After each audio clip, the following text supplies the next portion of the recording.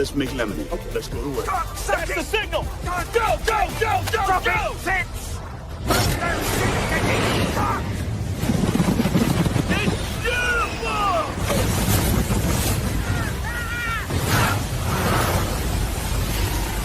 Mother Nature just pissed her pants, dude.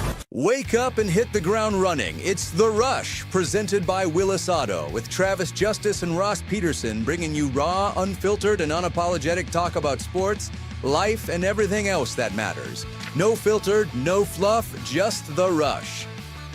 Happy Tuesday, everybody. Welcome to the Rush Radio Show, powered by Willis Automotive and Willis Automotive Pre-Owned. Yes, they are in Waukee and have a great selection of quality pre-owned vehicles close to home.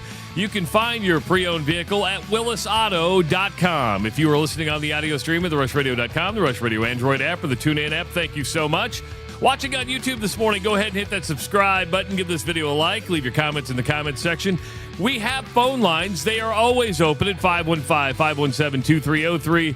And you can follow us on social media. Look at the freshly groomed, new haircut, different glow. Ross Peterson, looking like good, man. Huh? Yeah. Looking good. Tommy Carter. It's my boy, Tommy Carter. I tell you what, for what he can do with a man with basically no hair is absolutely incredible. I wish everybody could experience, because again, when I take my glasses off, I am legitimately blind. I can't make out things a foot in front of my face.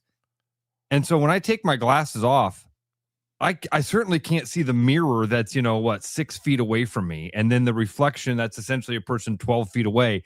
It's a blur. I can barely tell which one's me and which one's Tommy, and he's black.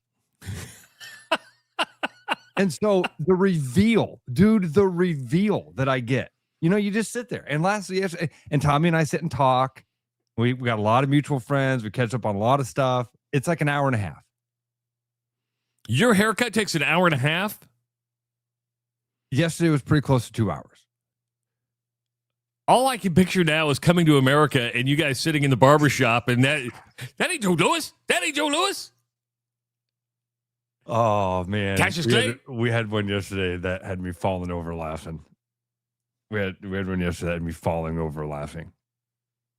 I'll tell you. So anyway, Tommy does a great job. And it does, but it takes a little time. It takes time to work with perfection, right? No, is that what you're saying? Turn chicken shit into chicken salad is what it does.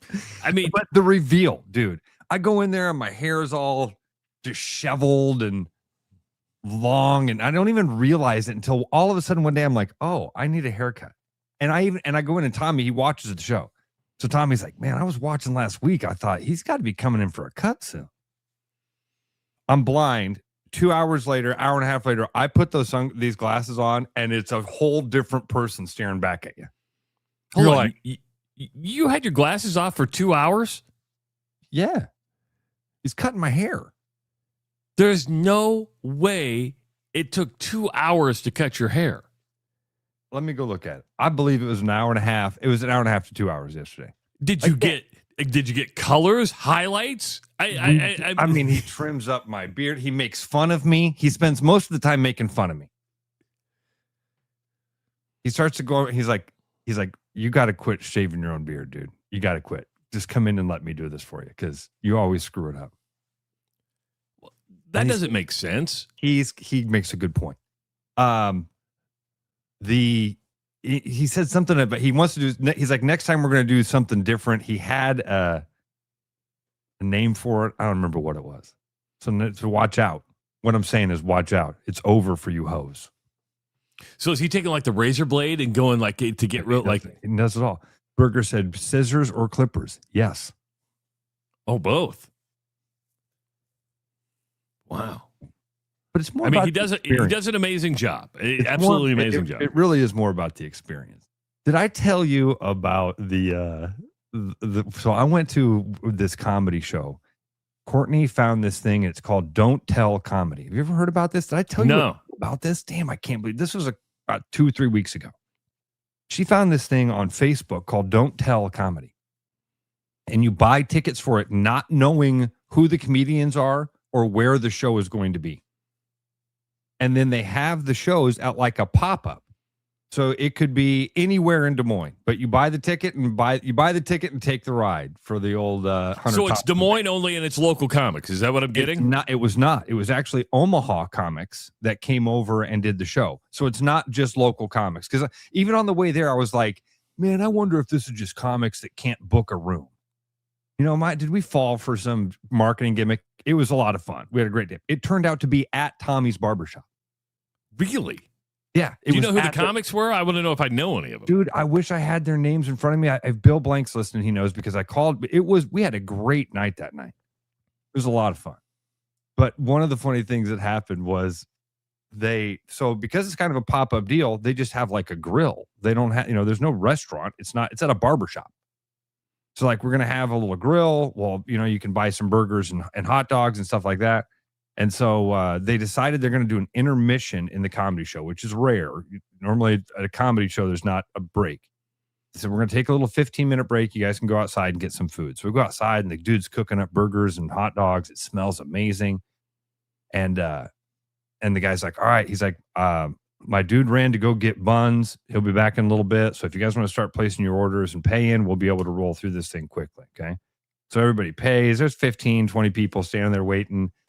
Food is like done. He's taking the stuff off the grill. Here comes the dude walking up to him. He looks up to him and he goes, where's my buns? And you hear this dude go, oh.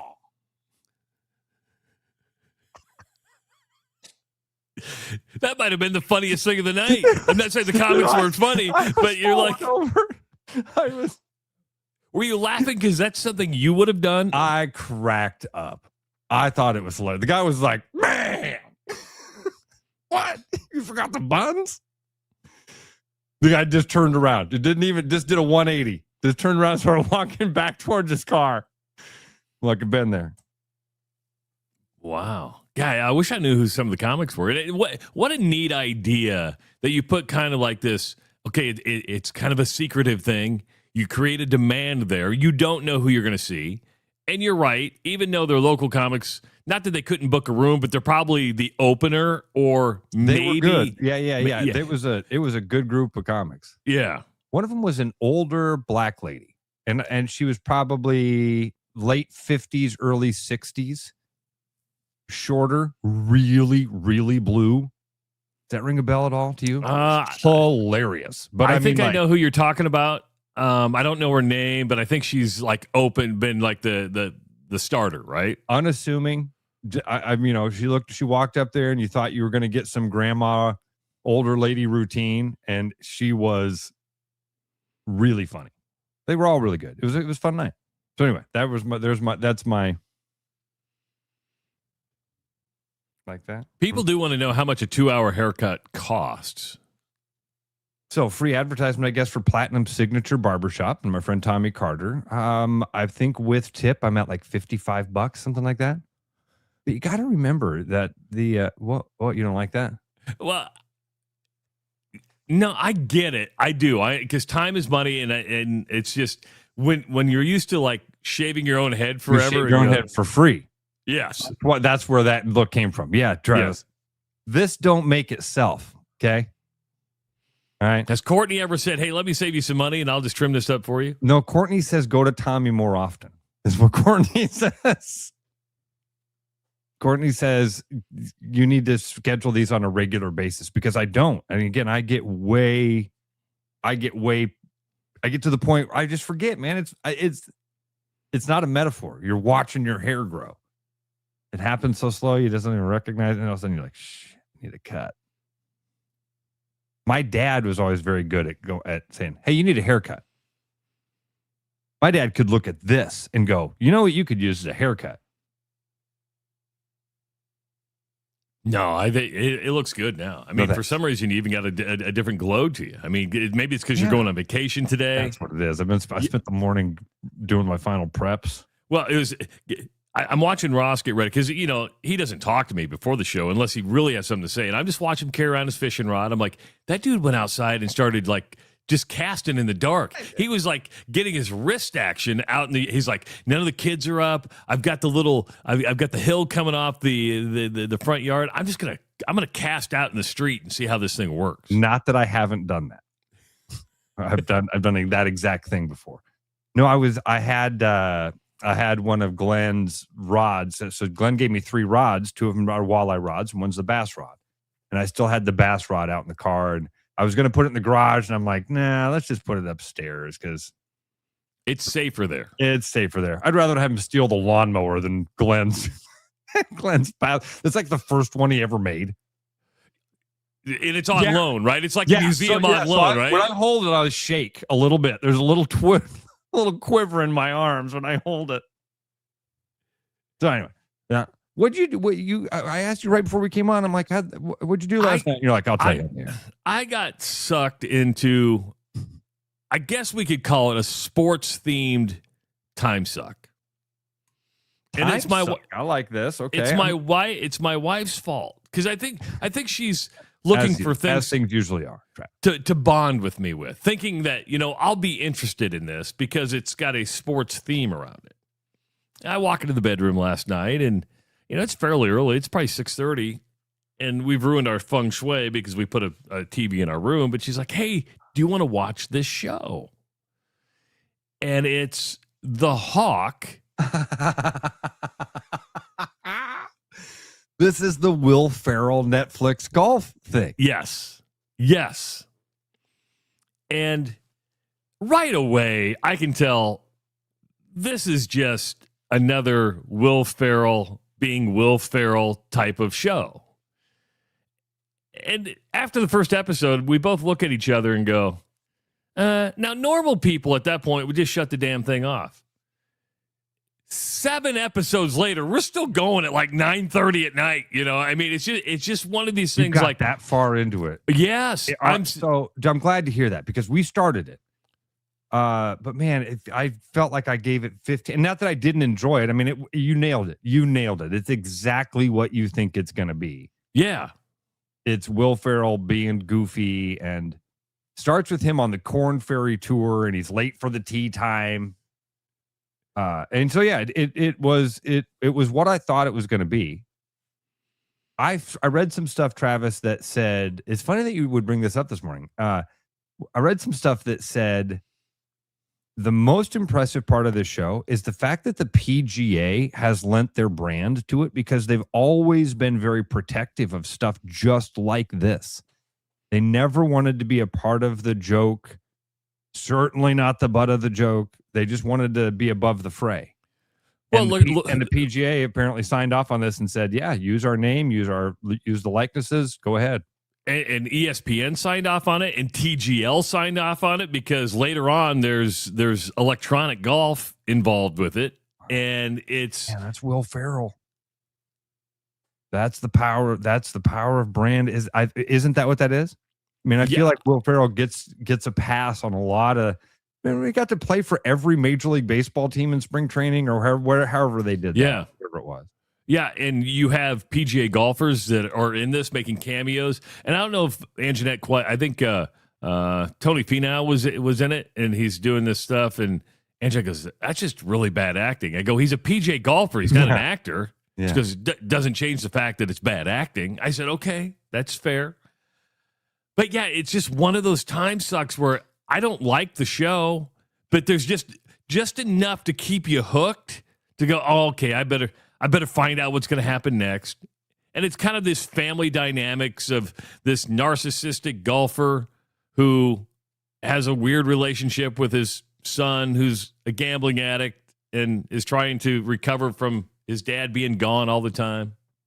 So, yeah, it was a time suck. I love that you've said that term 3 times now. Time suck. I love it. There's a really good podcast called Time Suck. Our listener Alan, my buddy Alan, he's the one that turned me on to this. He does flooring for a living, and he was like, "Hey," he's like, "you should." So he listens to a lot of podcasts. He's like, "Check out this Time Suck," and they're long. They're about 3 hours long, sometimes 2.5, something. You know what I mean? But they dive into a topic. You mean their time sucks? Their time sucks. They're a couple of hours of a deep dive into, Ruby Ridge, stuff like that. So every time you said time suck, I was like, podcast? You know why I think I kept watching the Hawk last night? This may be an unpopular opinion or popular opinion. I don't know. But this is the 56-year-old guy in me. Okay. Molly Shannon's kind of hot. Molly Shannon has been hot. Well, I could never get the Mary Catherine Gallagher out of my head. Yeah. And it kind of ruined me. And now I'm like, I don't think she's had any plastic surgery. And you can kind of, I'm like, you've aged beautifully. Yeah. And finally, I'm looking at somebody my age or a little bit older going, you're hot. Instead of like, somebody younger and being the creepy guy. But I'm just sitting there. She's a good actress. She's funny. Yeah. And I'm like, you're beautiful. Yeah. Absolutely beautiful. I found this thing out that they very rarely put ugly people on TV. Oh, I don't know. Pretty rare. It's pretty rare. Pretty rare. I mean, Molly Shannon, to give you an idea, for a long time, you didn't even think you just thought she was some goofball, Mary Catherine Gallagher. What was her other lady? I'm 50. I can kick and stretch. Molly Shannon was funny. Is very funny. Is funny. I'll tell you when I had the Molly Shannon is hot epiphany. The Ricky Bobby movie. That's right. I forgot she was the what is that called? Why can't I think of the Ricky Bobby movie? Talladega Nights. Thank you. I kept thinking Days of Thunder. Days of Tropic Thunder. That's Days of Thunder was Nicole Kidman in the police officer outfit. Days of Thunder was Oh, she's the fake cop? No, she's not. I believe so. No, Nicole Kidman is his doctor, isn't she? No, the fake cop's a different chick, right? I thought it was Nicole Kidman. Who's the fake cop? And what's the name of that one? Days of Thunder. No, it's Leilani Sorelli. Oh, okay. The fake highway patrol officer in Days of Thunder is played by actress Leilani. I can't say either one of those names. She has a first name and a last name. But it's not the lady you thought. Okay. Maybe I'm thinking of Nicole Kidman in Eyes Wide Shut. That could be it. Yeah. Another whacked out movie. Yeah. Molly Shannon in golly, whatever that one Talladega Nights, where she was the drunk wife of the, yeah. That's when I was like, oh, that's Molly Shannon. That's SNL Molly Shannon. And I love SNL. I don't mind watching old ones and everything. Things will pop up on my phone and you'll be like, oh, yeah. So keeping it on the sports theme, you're going to Field of Dreams today? Yeah, I think today last night I watched Field of Dreams for the 90th time. Man, I could recite parts of that movie. Have you ever been to Dyersville to the Field of Dreams? I have been there 2 times in my life. Once when we were like 11, 12 years old, when the site was very first kind of like a thing. And they were still fighting. Remember, like, Travis, when it first started and they were fighting over like left field belonged to a different farmer. Do you remember this? I don't remember this. It was a weird time. We're talking like 1990. Somebody in the chat will remember this. But like the field was actually owned by 2 different farms. The actual baseball field, left field, was like a different farmer. And so I don't understand if it was like jealousy or just trying to capitalize on it or what it was, but like there was a right field of dreams and a left field of dreams. And it was very strange. And then when I went back years later when Eli was a little boy, when he was probably too young to remember, it seemed like they had kind of cleared up a lot of that. It seemed like it was much more cohesive. And man, now that was 10 years ago or more. So I know they've done a ton of stuff up there since then. Now they've got an entire complex up there. So I'm excited. We're going to go up there. We're going to hit Dubuque. We're going to do the Mississippi River Museum for Eli today. The plan is, the hotel's booked for me to be in the Dells tonight. and then spend tomorrow at a place called the Land of Natura. Anyway, it's like a natural water park. Free, or do you got to pay to get in? Free. You jackass. No. When you say natural water park, I just feel like, it's a water state park built. It's a water park built onto a lake is probably the better way to put it. Okay. I mean, it's a bunch of inflatables. None of it's natural. It's all rubber. But it's on a lake. Well, you mentioned the Field of Dreams in Dyersville. The University of Iowa announced yesterday that the Iowa baseball team will be playing Kansas at the Field of Dreams on October 10th. It kind of takes the luster away from it because it's a fall ball game, meaning it's nothing but exhibition. I'm glad they get to play there. It's cool, but you're like, okay, you've got the Big 12 champions, a team that got to the Super Regional. You got two really good teams there, but you really couldn't schedule this game at any other time because if you try to do a non-conference game when the baseball season starts, it's either going to be snowed out or rained out. So you're like, when's the best time we could play at Dyersville? Well, fall ball game in October. That'll work. October 10th is the date? Yeah. That is a Saturday? Is that right? A Saturday? Is that, can you verify that? October 10th is a Saturday? Where's Iowa playing that day? That's another good question here. Let's look up Iowa's schedule and cross-check this stuff. This is stuff people have all done. I don't.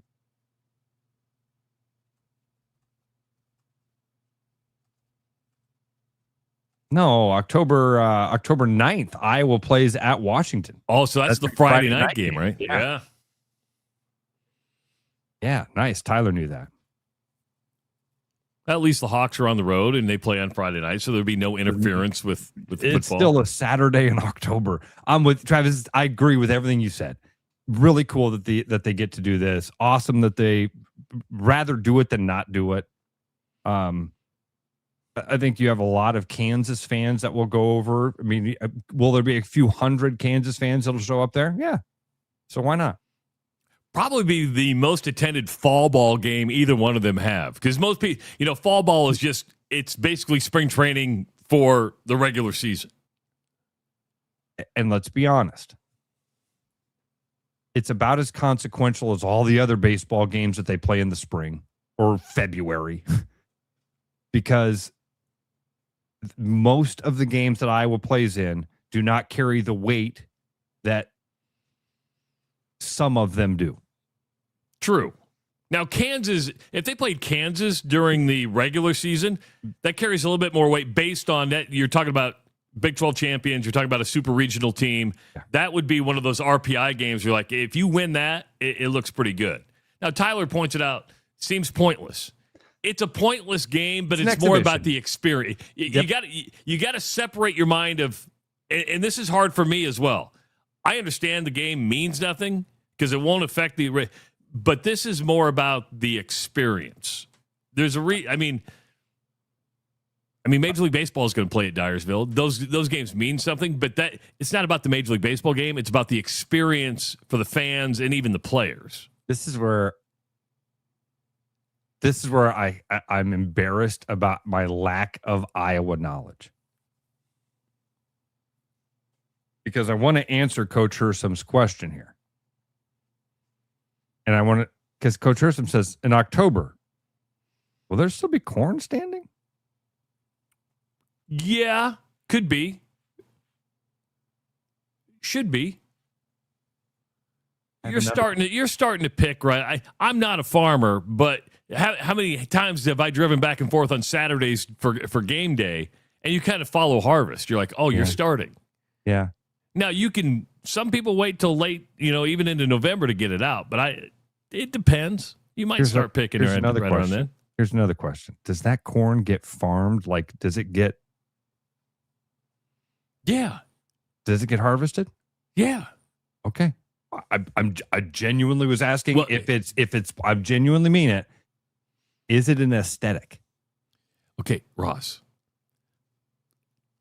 Come here. I mean, I'm it well has to get harvested if you want fresh green corn the following year because it's going to die and your stocks would be sitting there. But couldn't they wait until after the? I mean, I'm just. My genuine question is more like, is that? I know it's real corn. I almost said, is that real corn? You did. Yes, you did. I actually thought that's what you were thinking. Is this No, real corn? That's not what I meant. What I meant is it harvested like real corn? Is what I. Well, meant. how else would you harvest it? I at the same time. Is it treated like all the other acres? Yeah, because there's money there.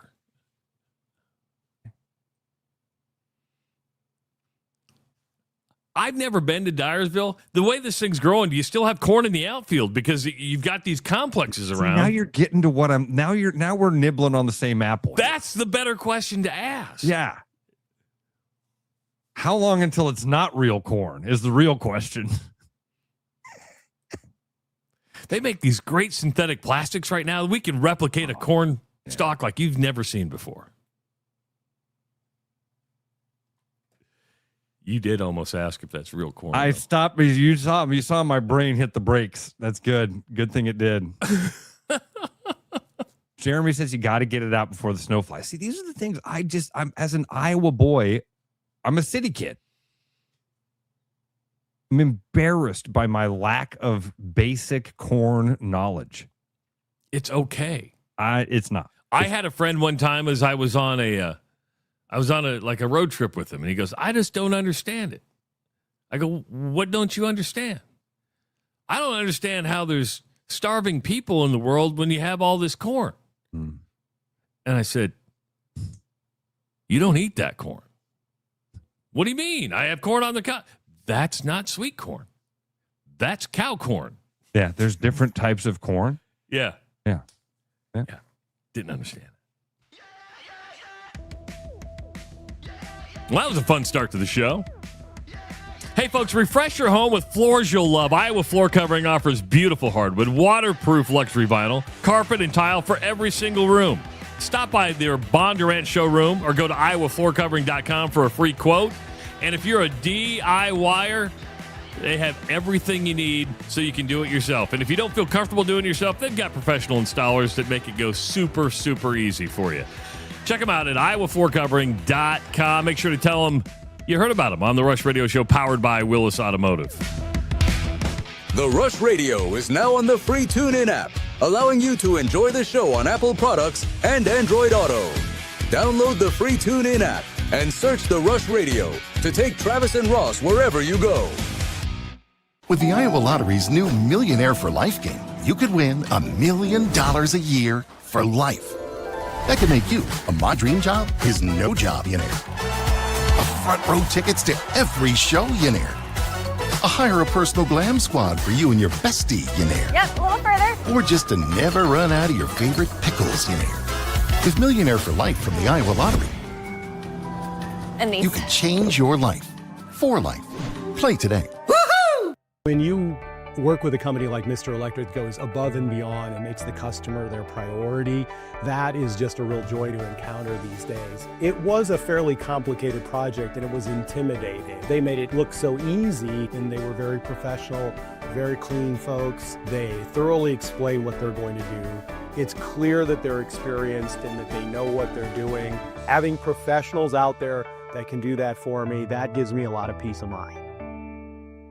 When I'm meeting a new patient, I want them to feel comfortable knowing that odds are I've seen something like this before. From the moment a patient steps into the room to the moment the patient leaves the office, I think they're going to get a great experience. I think it feels good coming in and feeling like it's a community here and you get to be a part of that community and get to be taken care of by that community. My goal is when they walk out of there to know that I'm fighting for them, I'm pulling for them. Schedule an appointment at iowauro.com. Keep your edge with Body Armor Sports Drink. Bold flavors, electrolytes, and hydration that goes the distance. Grab Body Armor before the grind, during the game, and after the win. Body Armor Sports Drink. Hydration that's real and better for you. Pick up Body Armor Sports Drink on your next grocery store run or convenience store trip. Willis Chevrolet's Summer of Savings is on now, and the deals are turning up the heat. You'll find a huge selection of new, used, and Car Bravo certified vehicles, all ready for your next road trip, daily drive, or whatever summer throws your way. Right now, you can take advantage of 0% for 5 years on the dependable Silverado and 0% for 36 months on the versatile Equinox and the affordable Trax. It's the perfect time to get into the Chevy you've been eyeing. Don't wait. Shop Willis Chevrolet's Summer of Savings here in Granger or online at willischevy.com. Every business has priorities, and Priority One Heating and Cooling is no different. As a service provider, we prioritize quality air conditioners and furnaces that will keep your home at your comfort level year-round. As a small business, we prioritize doing things the right way and treating people fairly. As a truly local business, we prioritize our community. As a veteran-owned business, we prioritize duty and commitment. For big business service with local value, trust your home to the place where you are always Priority One. I hope you're stretched, hydrated, and prepared for more nonsense, because The Rush with Travis and Ross, presented by Willis Automotive, is back now. Central City Liquors in Des Moines is your go-to for the best prices and great picks from bourbon lovers to vodka fans and beyond. You'll find a massive selection and some killer deals. You got friendly, knowledgeable staff like the Todd Father and Dana to help you out. And they're going to help you make the right choice every single time. Next time you're planning a get-together, stop by Central City Liquors first. Welcome back to the Rush Radio Show, powered by Willis Automotive. I'm Travis Justice. He's Ross Peterson. What are you laughing at? Captain Kirk, didn't Ross go on the tractor ride multiple times? Yeah, like 15 years. Yeah.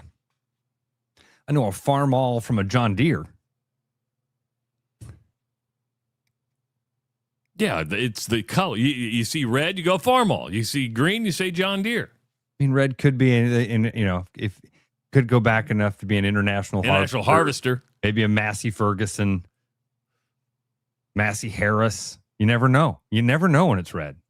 Green, unless it's the dark green, because those are the Olivers. See, Captain Kirk, what you've done now, and then there's the orange one, the Ollis Chalmers. Yeah. Ford had a couple of nice tractors. I mean, they look more like lawn tractors now, but back in I like driving by the Kinsey factory on I-80. I love the blue. I love to see that. Yeah. I'd love to tour that place someday. I would. What are the grain bins stacked up, and then they got the little tiny one up top? Yeah. Then they make it into a Christmas tree.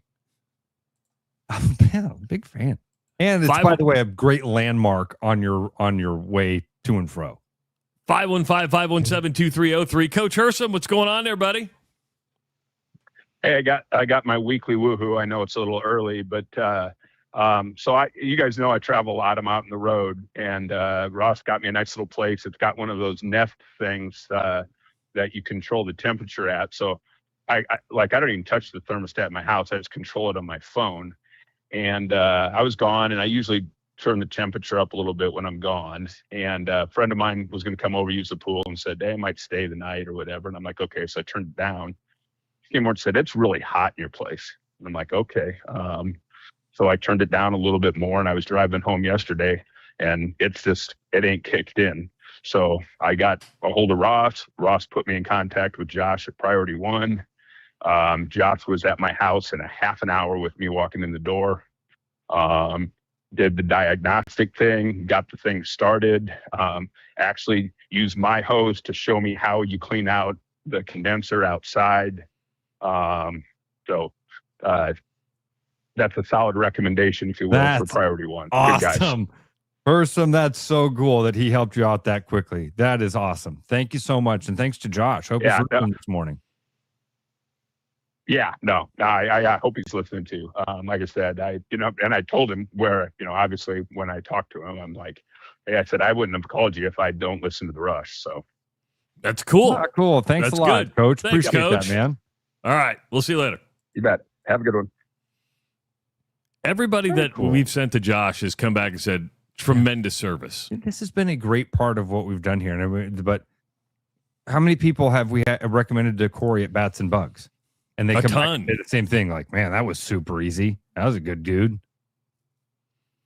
We're very, very fortunate. That's awesome. Thank you so much to everybody, to Coach Hersom for reaching out to him, to Josh for responding that quickly. I'm surprised, man. I figured he would be, maybe he's got enough help now. He's just playing Batman. Because what has he got?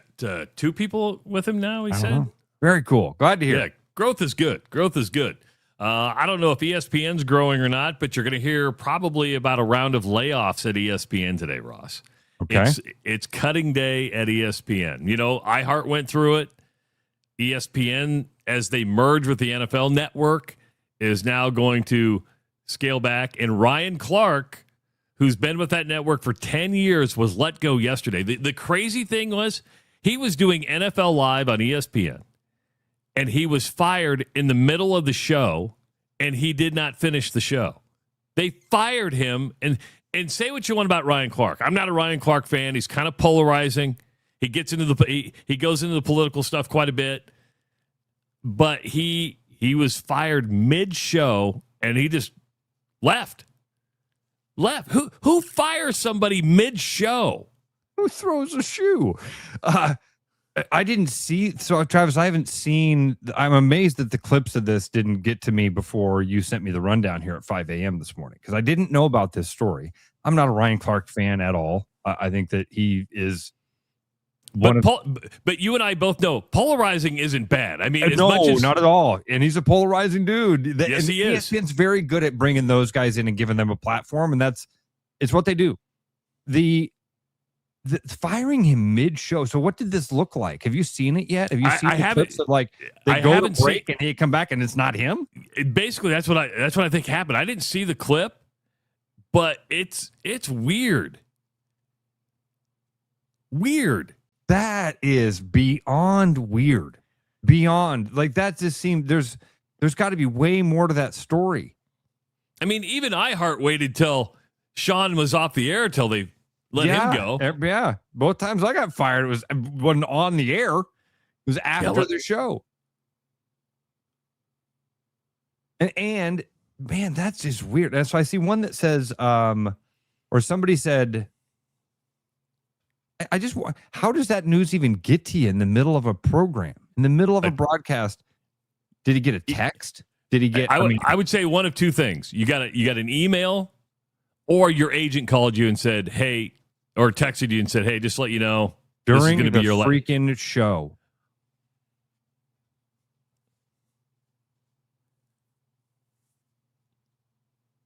Wow. Again, not a fan, but that's a shitty move, man. People ask why, could Ross and I have gone out and found another radio station? Absolutely. Pretty confident in that.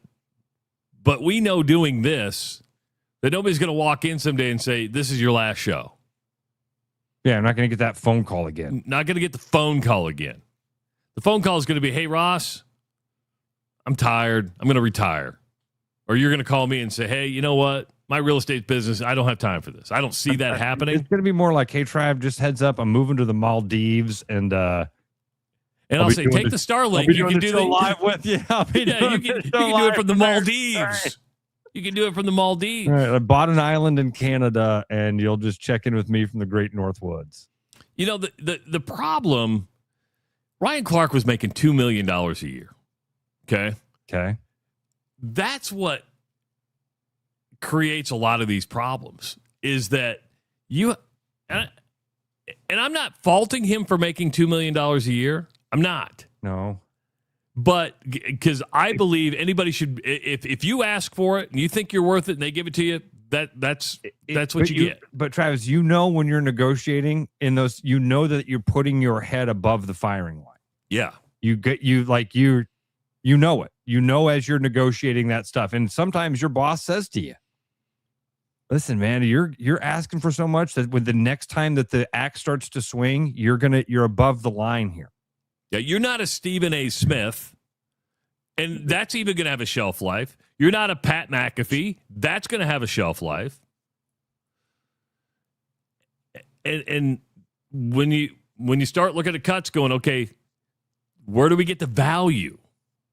McAfee's doing an everyday show. Our buddy Corey was a cameraman for ESPN for a long time. He said, this is every year. You get used to it. There's something to what Corey said there. We got used to it at iHeart. We absolutely got used to it. It was such a common thing. Every year, I wouldn't say every year, but like every 2 years, one of these reports would come out in radio.com or Barrett Media would post a thing, say, hey, by the way, a bunch of people are going to get fired in iHeart today. And everybody would stand around shivering that day for a week. And for the most part, we really don't. The reason we take the iHeart ones so personally is because we know the people directly involved. Yeah. Otherwise, it would just be, wow, tough time in radio, tough time in television. That's true, Yeah. But when you know somebody and you just make blanket layoffs. It's the firing in the middle of the show. I really am interested in the story behind that.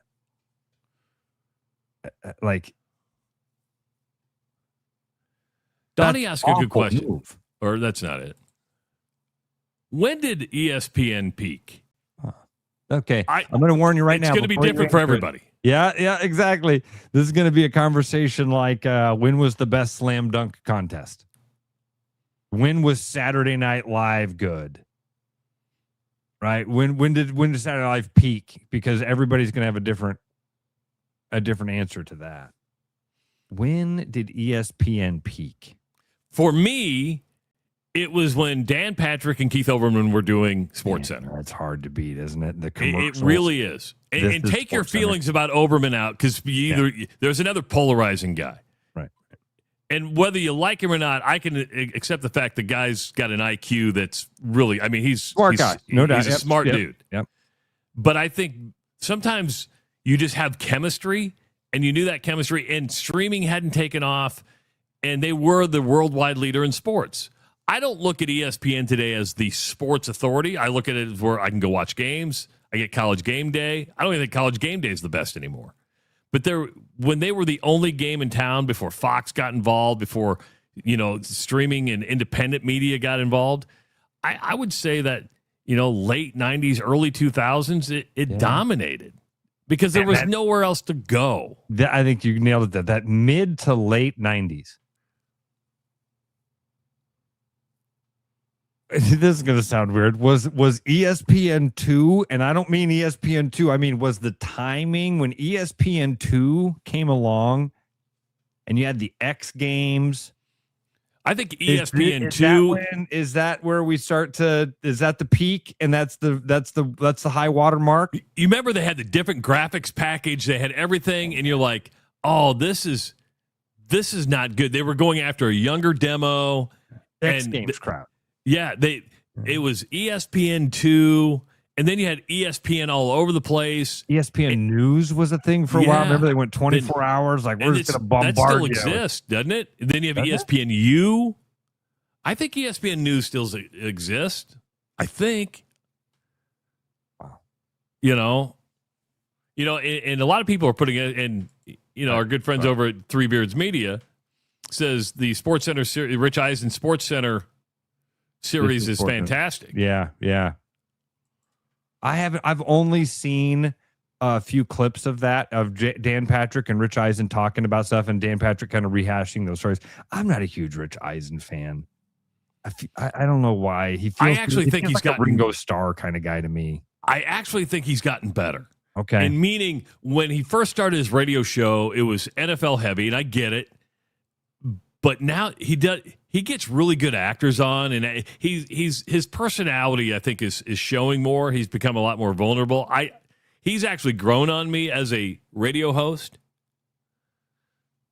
But when ESPN tried to do ESPN the magazine, remember ESPN the magazine? ESPN it was the crap. Magazine. Yeah, it was crap, dude. You just brought back a weird memory. Then there was so Sports Illustrated then teamed up with CNN. Remember CNN-SI? Oh, yes. What a weird time. So that might have been that might have been it before we started to cut the cord. That's ESPN. I think that's it for me too, Travis. That before Keith Olbermann, I'm sorry, before Chris Berman became a characterization of himself. That was peak ESPN. Every morning. Do you remember the epiphany of being a kid and realizing they were just repeating the same episode? Yes. I mean, wait, they made that mistake last hour. I'm going to ask you a question. Take Scott Van Pelt out of the equation. Okay. Who anchors Sports Center? Do you mean right now? Yeah. I couldn't tell you an ESPN. I don't think you could have kept Scott Van Pelt on the table, not mentioned his name. It would have taken me a while to come up with his name. I seriously don't know another ESPN like host type of guy. Craig Kilborn was one of my favorites. Wasn't that his name? Craig Kilborn? Yeah, because he was doing Sports Center, then he went over to the comedy. My favorite channel of all time was Kenny Mayne. Kenny Mayne, hilarious. I just thought he was. I loved how his deadpan delivery of like, "Where's Mark McGwire? That's his 47th home run. Not of this game. That'd be some sort of record." Just roll right along. He's a funny guy. See, that's the danger of scaling a business, right? Is that you're peaking and you got to grow, and you're like, how do we grow? We throw a magazine, we throw more channels on there, and what that did to ESPN in my book was just saturate its own product, and you forgot what really got you there. Yeah. And when YouTube and streaming became available, getting those, there was a time when you could only get highlights of games that you wanted to see was on SportsCenter. That was it. Now you can get highlights almost instantaneously on Twitter. You know when something big has happened. That's why I'm kind of surprised I didn't see the clips of Ryan Clark. Like when something big happens, you know about it. When Caitlin Clark goes for 40, it gets to me now. You don't have to seek it out anymore. Who's your favorite ESPN anchor of all time? Dan Patrick? Yeah. And I don't know if it was SportsCenter. I like the way Patrick does interviews. I love to watch him interview. I don't know if there's any really good interviewers there right now that you go, God, I need to sit and watch this interview because it's going to be engaging. And they got good reporters, but the sports reporters. Can I geek out with you on an old Sunday morning show? Do you remember that one? Yeah. Where the guys would just sit around and it was, pretend to be like highbrow conversations about sports. They'd sit in their suits and it was the sports version of the McLaughlin Group. Exactly what it was. Exactly what it was. And there's a generation going, what did you just say? The McLaughlin Group. That show was so good. It was like an SNL skit. There was an old guy named McLaughlin who sat in the middle, and he'd have political pundits on his left and right, and he would ask them questions. But it would be like, Travis Justice, how's the war in Iran going? And the guy would go, well, right now, not as planned. And he would go, wrong. He would like interrupt them and go, wrong. It's going exactly as planned. But what the people from Berman to Patrick to Oberman to Kenny Mayne to Craig Kilborn, what do they all have in common? Sense of humor? Entertaining. Relatable? Yeah, entertaining. Yeah. So you have that relatable part and you have that entertaining part. Meaning you can have people give you facts, figures, news, all you want. If you're not entertaining, you're not rememberable. If that makes any sense whatsoever. It's the unfair part of the business, but it's the true part of the business. Why do I remember the McLaughlin Group? Because it was entertaining. Absolutely. Crossfire on ESPN or on CNN. Remember Crossfire? That was an opinion show. And it was didn't Tucker Carlson used to be on that with his little bow tie? He might have been. I know he was on CNN at one point. I don't know if he was part of Crossfire. It is the entertainment business.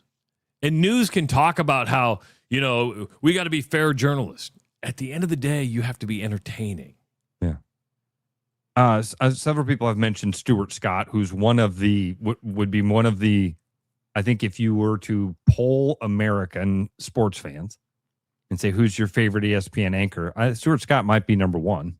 That's a generational thing. Completely. I mean, yep, completely. He wasn't. Yeah. Two white kids in Iowa. He wasn't meant to draw us to ESPN. We weren't his target audience, and so he wasn't necessarily my favorite. I don't think him and Dan Patrick got along. If I remember, and if you see some of the Dan Patrick stuff with Rich Eisen, he talks about it. Yeah, how they didn't, and he even kind of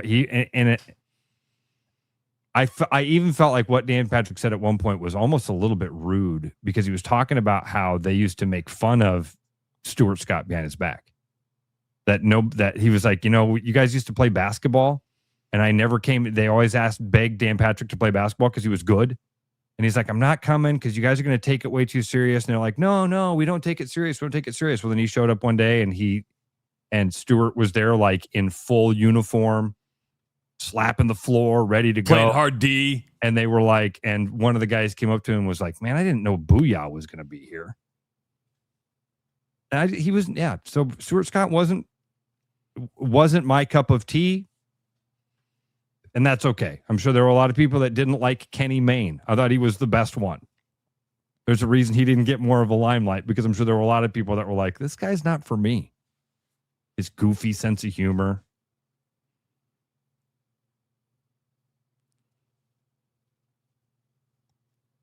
But yeah, the peak of ESPN, that's going to be debatable. What's your peak of SNL? Because you did bring up SNL. Oh, man. See, I still like Saturday Night Live. I still watch every SNL. I mean, normally I'm not up late enough to watch it live, but the next day it's always something that I get through on Sunday while I'm folding clothes or something like that. Peak SNL, that's a hard one. Most people just they go, oh, it was only good when Belushi was on. No, that's crap. That's crap. It had some really wonderful years, and it still has some really wonderful skits. I don't know. That's a hard one. Yeah, there's a generational deal about when your formative years are. So, the Mike Myers, Will Ferrell, Adam Sandler, Chris Farley. I would say if it's a skit you can recite or remember, that was probably a pretty good cast you had. There is a gap in there where I think it wasn't the best, but to me, if you can remember skits,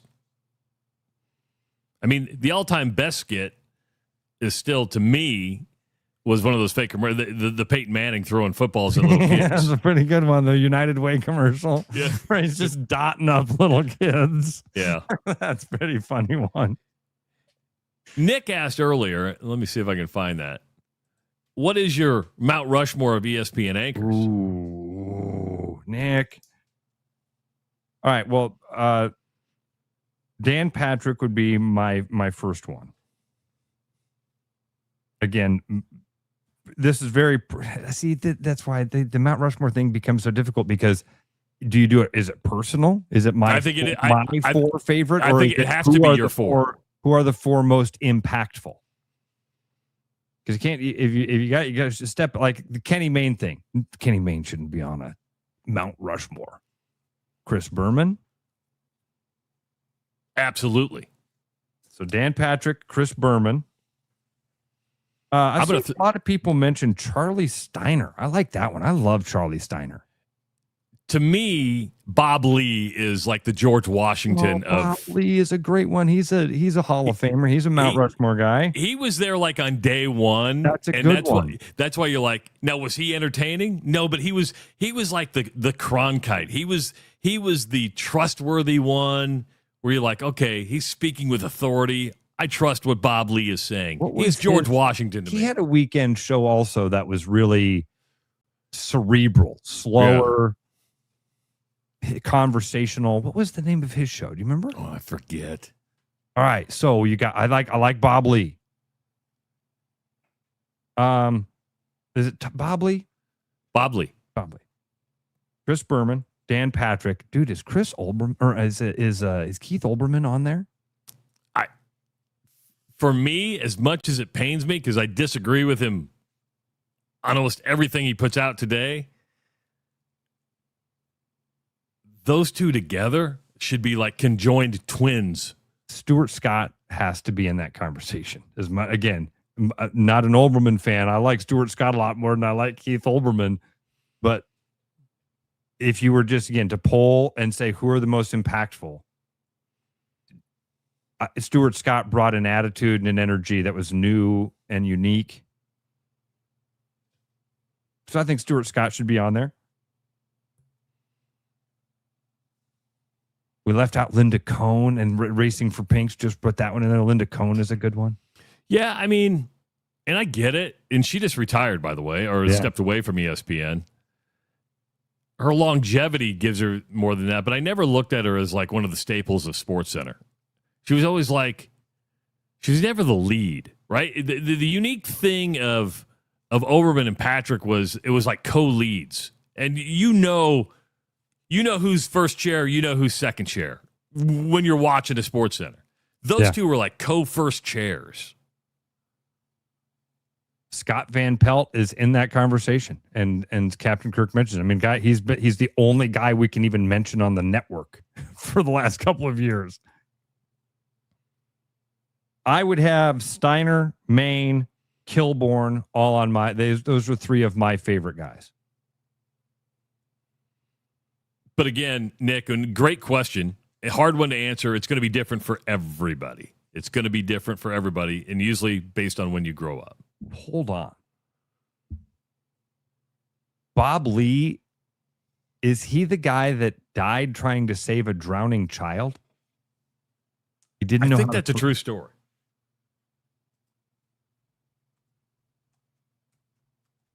What? That's tragic. No, hold on. No, he's alive. Oh, good. I'm normally the one. Former ESPN sports anchor Bob Lee is alive and retired. Good. All right. Yeah. So but false. I know what Fake he's news. talking about. What? There was somebody that did that, and I forget who it is.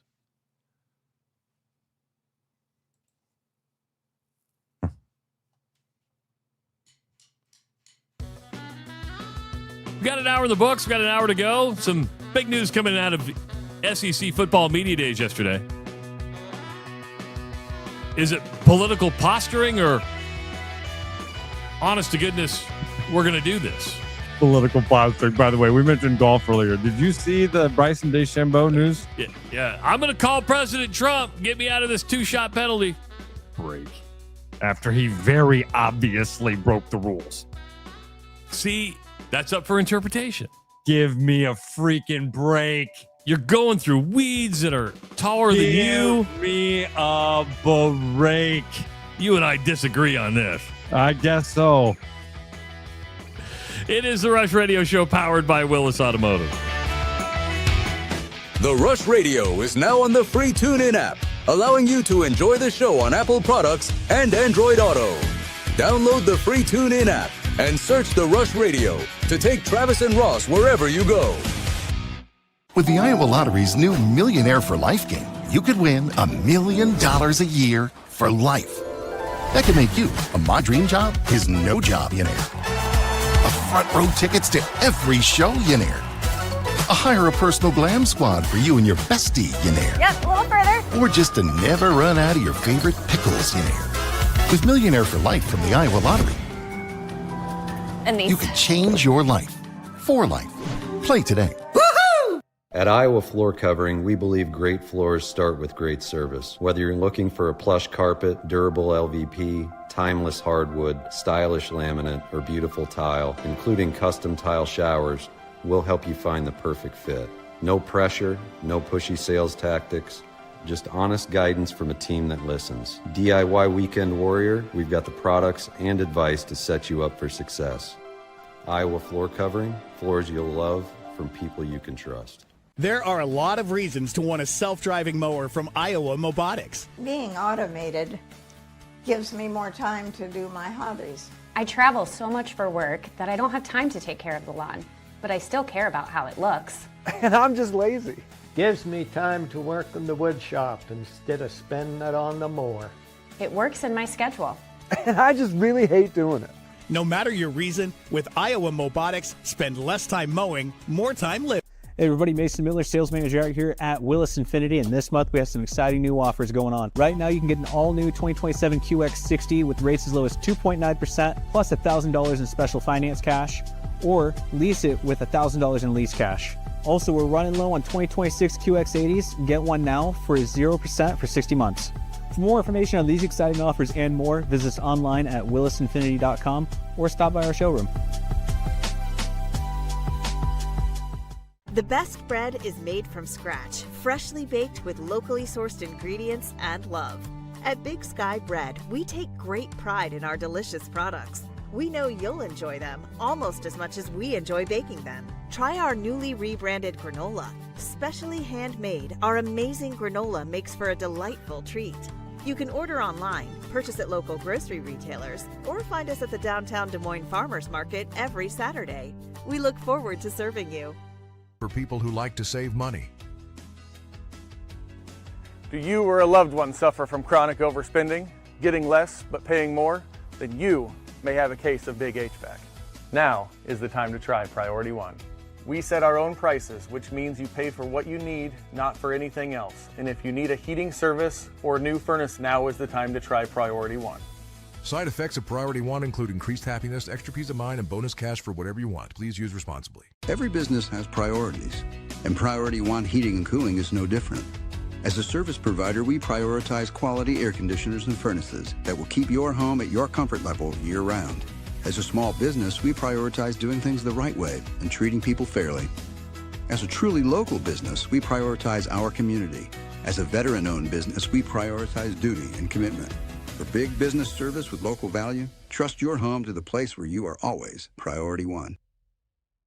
Hi, it's Noel. At Fiscus Jewelers, we're honored by the fact that our customers continue to come back on purpose, and that trust means everything to us. For years, we've been privileged to be a part of life's most meaningful moments, and we never take that responsibility lightly. We proudly offer the largest inventory in Ankeny, cutting-edge custom designs, including free CAD drawings, and a team that takes the time to get it right. Thank you for choosing us year after year. Fiscus Jewelers, your jeweler for life.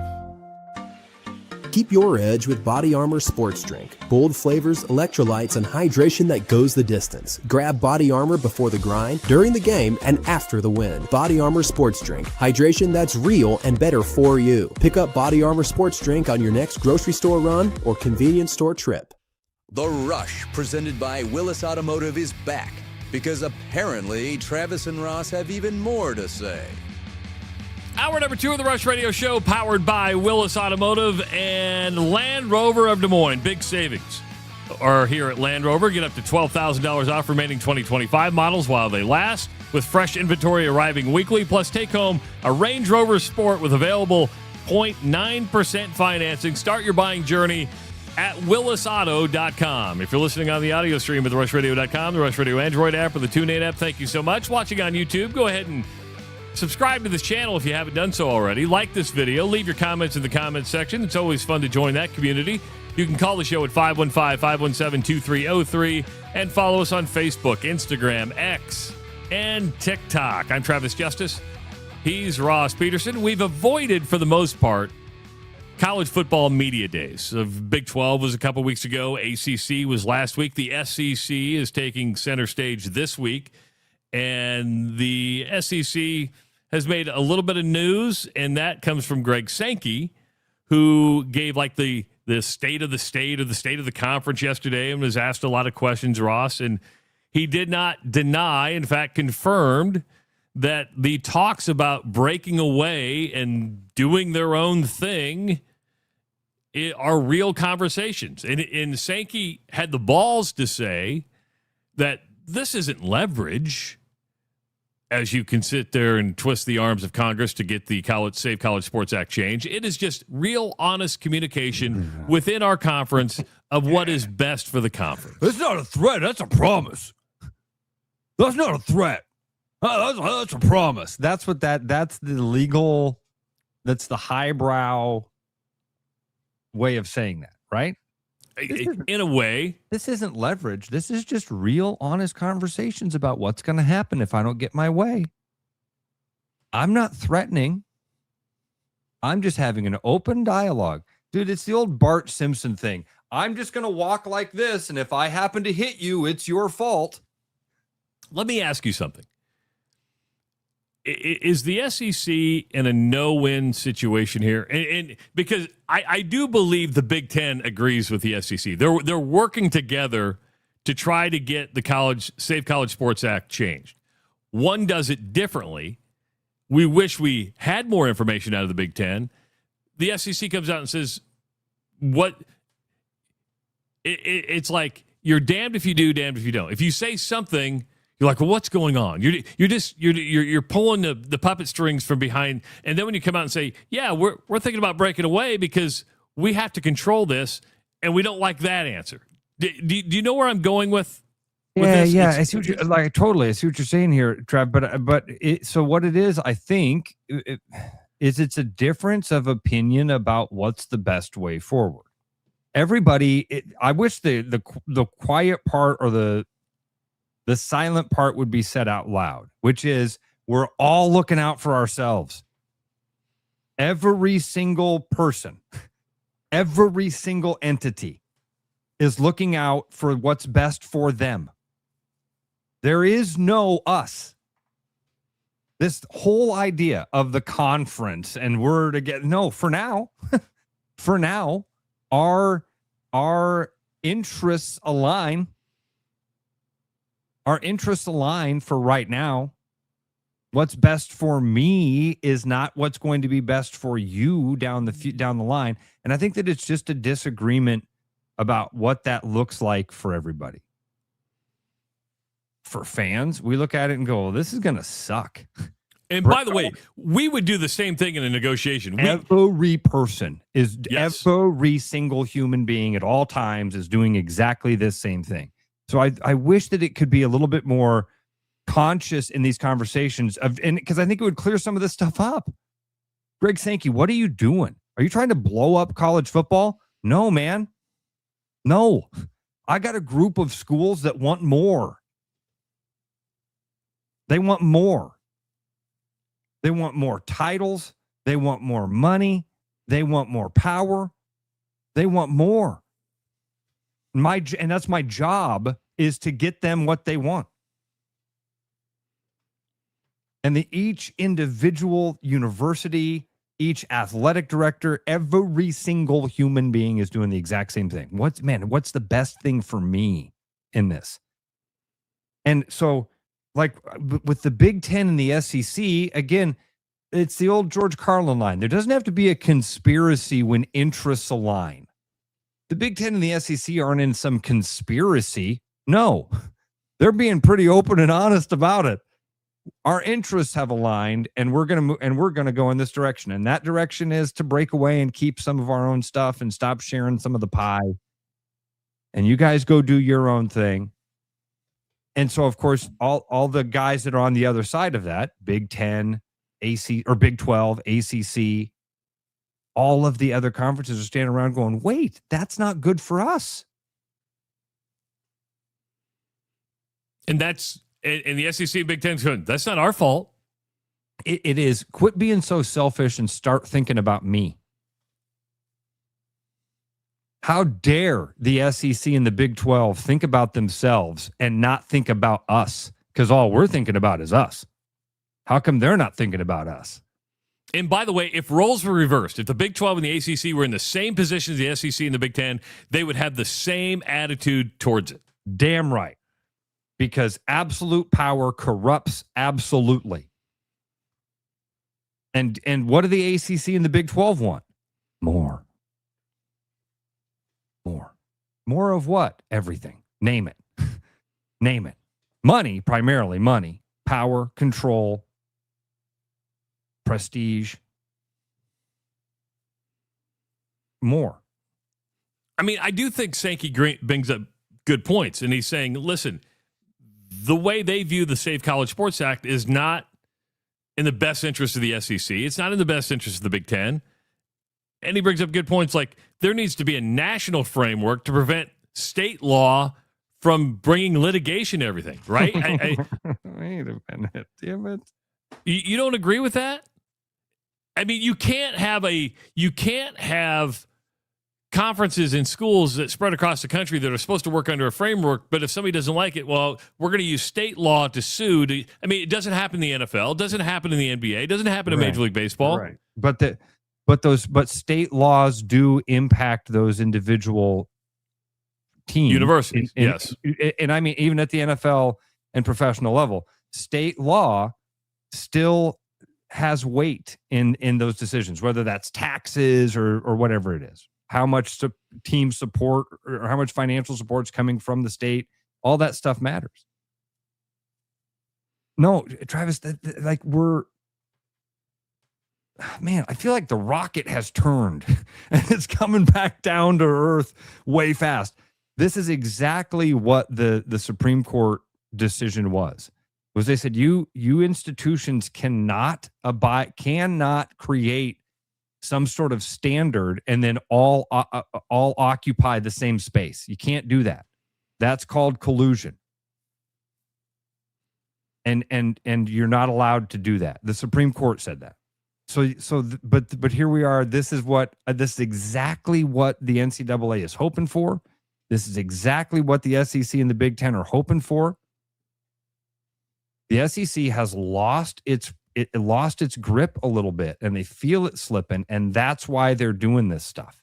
That's why they said, okay, well then we'll just take it all away and go away. If you guys are going to grab more of our pie, we're just going to cook in another kitchen.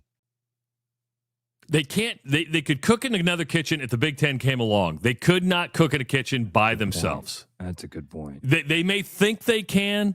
That would be a losing battle. That's a good point. But if you bring the Big Ten along, because there's two things that you can talk about national standards to using state law. You can talk about the two things they really want is they don't want to pool the money. Remember, part of this was to pool the resources for equitable income distribution, and the prevention of super conferences. Because I think they do see a day at the end of the day, we're going to pick who we want from the ACC, we're going to pick who we want from the Big 12, and then we're going to break away. And there's structure in this to prevent that.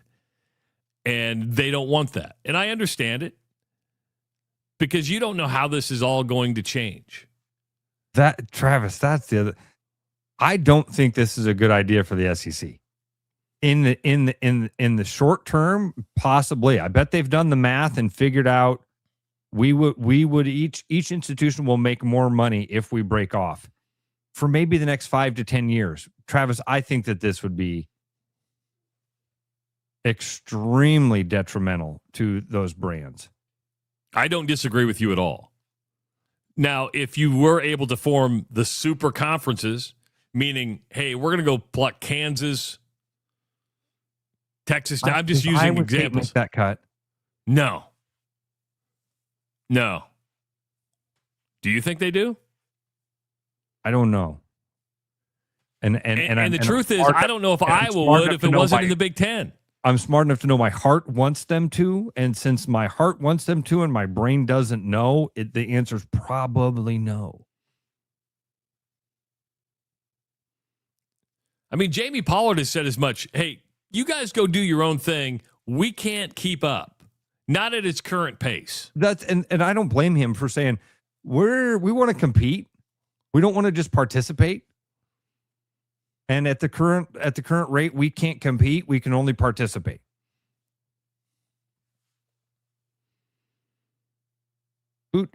Tim Thorne just wrote in. Who makes the cut out of the Big 12? You just said Kansas.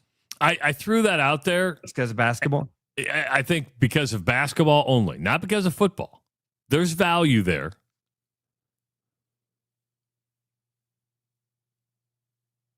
Texas Tech, because they bring... That's number one. BYU.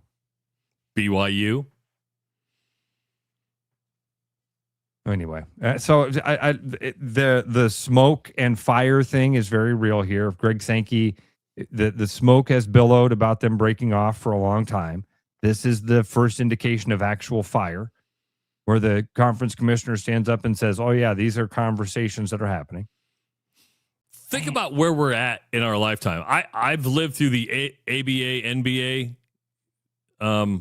power structure. I've lived through the USFL and the multiple things that have tried to disrupt the football, Live Golf, PGA Tour. Is this the biggest disruption in sports that we've ever seen in the history of sports? This is disruption. This title change in college sports of, yes. of NIL and what it's done, realignment and all this stuff. Now it's been ongoing since 2009. To change the absolute landscape of the sport of college sports. Yeah. I mean, we're in Cal is in the Atlantic Coast Conference. California. That's all. Because they needed somebody. You need to, it's all you need to hear to go, oh, we're in bizarro world. Okay. All right. So just throw logic out because nothing is going to make sense. Nothing's making sense. So we have a conference that's going to break away from all the other conferences? That doesn't even make sense. Welcome to bizarro world. Well, what will that look like in 20 years? Nobody gives a shit. Nobody gives a shit. We'll figure it out as we go along. Yes. Get the ball in the air and figure it out. It'll be good for us for the first 5 years, 7 years, maybe 10 years. I think what's happening because disruption, it started with conference realignment, has transferred into NIL and all this other stuff, is that we're just getting exhausted because most disruptions take a couple of years and then it's normalcy. We haven't had normalcy in college sports in almost 20 years. Yeah, when did it feel normal? Pre-COVID? You said 20 years. I think that's a bit long, but no, because Nebraska bolted the Big 12 for. Oh, I see. Yeah, I forget that you're deeper in the weeds here, man. The conference realignment on a major scale is when this started. But we thought, okay, it's only going to be conference realignment. Then you get a little bit of downtime. You're like, okay, it's evened out, and then boom, NIL. Transfer portal, all this stuff. You're like, Travis, was the Nebraska to Big Ten thing? Were television contract dollars a big part of that conversation at that time? What was the two things for Nebraska? A, they were going to make a lot more money. Three things for Nebraska.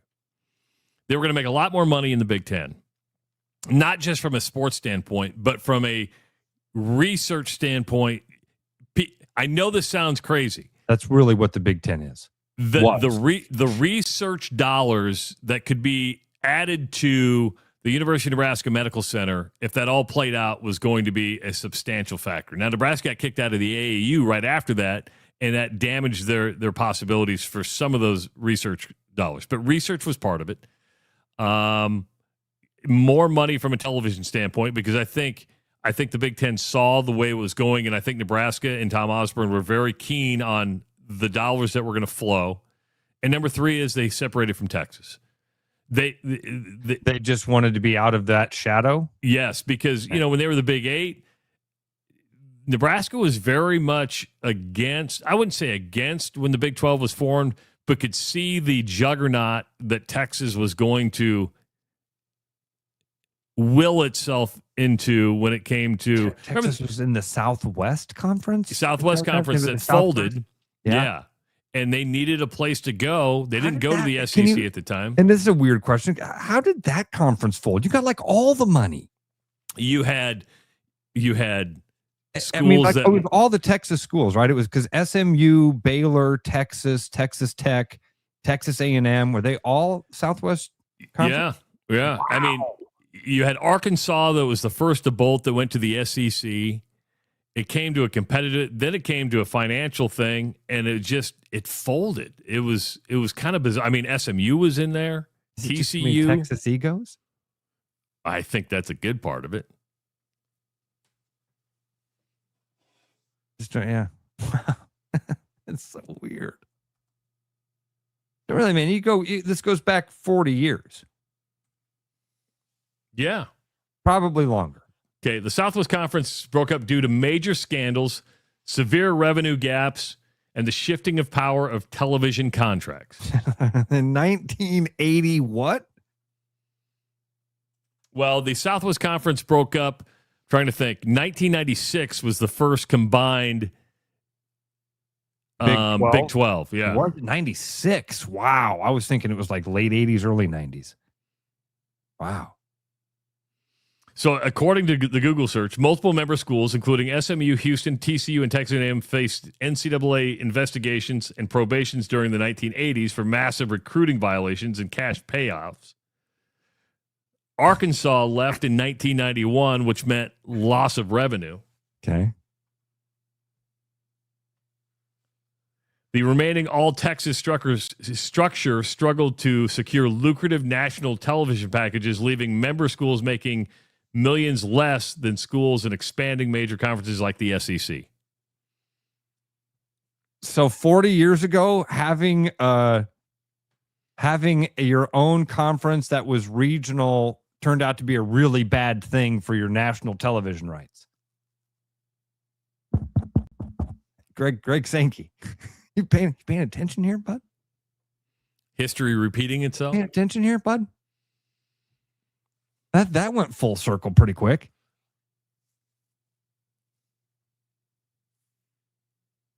So they couldn't secure national television dollars because you could throw a net over all the teams. Well, maybe the ACC is smart in adding Cal. Can we just rename these conferences? Please. The Big 12, the Big 10. Dan said this earlier. He's like, these institutions of higher learning seem to have a hard time counting. Well, it's all trademarks and branding. And I think brand does play a big part of it, but you're talking to a marketing guy who believes in the power of a brand. And power of brand is a very real thing. Yeah. I remember playing backyard or like driveway basketball with the Pizza Hut Big 8 basketball. Had the 8 logos on it. Yeah. I think you got it for doing Book It.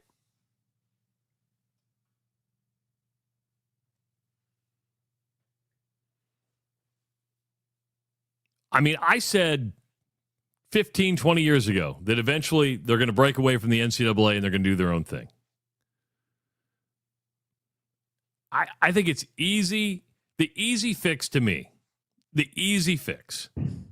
and maybe I'm a simpleton, maybe I'm glossing over major issues that I know nothing about, is that, one, you have to get antitrust involved. The NCAA cannot spend a time in litigation and going through. There has to be antitrust. Number two, you have to create another separate division.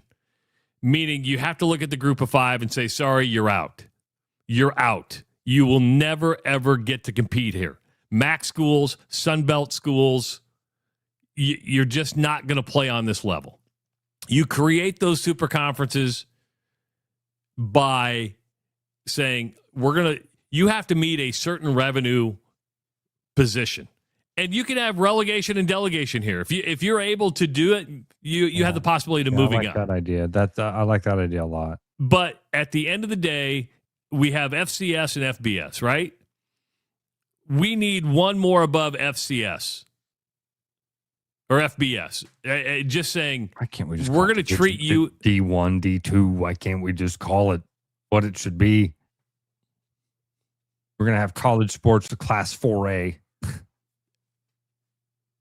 I mean, Trav, is that too simple? No. While you were going through that, dude, I had a realization that I need to pick a side because I have been wanting my cake and eat it too. I've been wanting it all to get fixed, but I want it to be a free market. That ain't going to happen. It can't. It's going to be even more insane and even more lawsuits. And this is all in this. and then it all ends in everybody fighting for their own little scrap. I mean, think about it. We I have think what? you're right, dude. 15, 20 lawsuits on the 5-for-5 rule. I mean, to me, that's common sense. It may not be perfect, but you got to have some kind of structure there.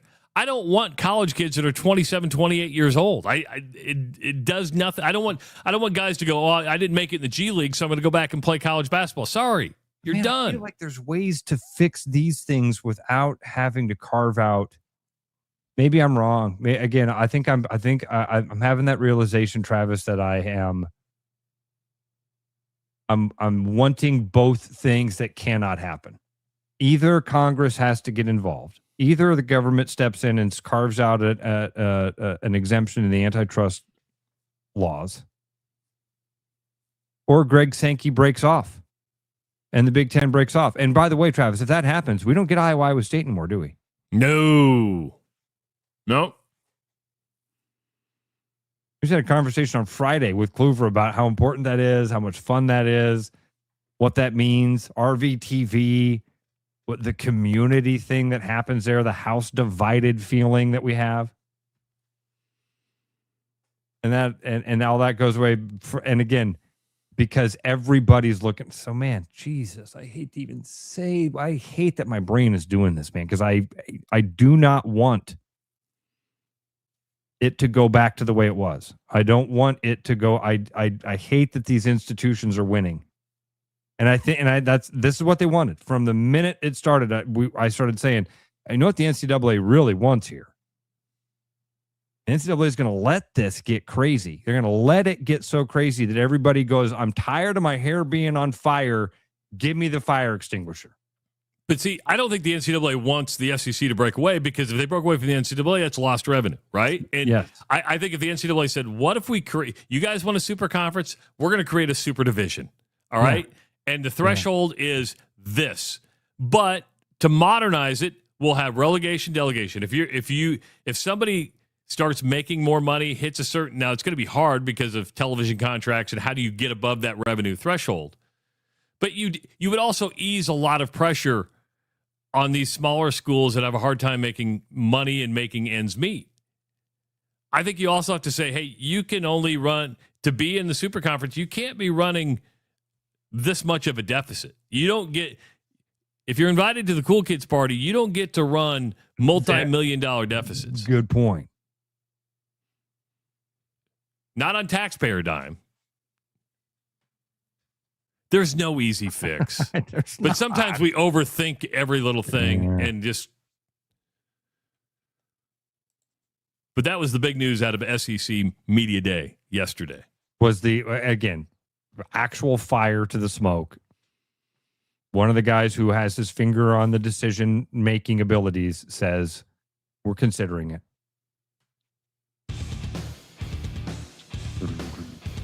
You know, sometimes the key to feeling better, and Ross, you need to feel better, comes from being seen for what you need. Urology Center of Iowa has a dedicated men's health wellness center with services from low testosterone to managing the effects of aging. But more than that, UCI is the place to go when you want to be seen like a man, not a patient. You don't want somebody else's treatment. You deserve yours. Schedule an appointment with UCI today at iowauro.com.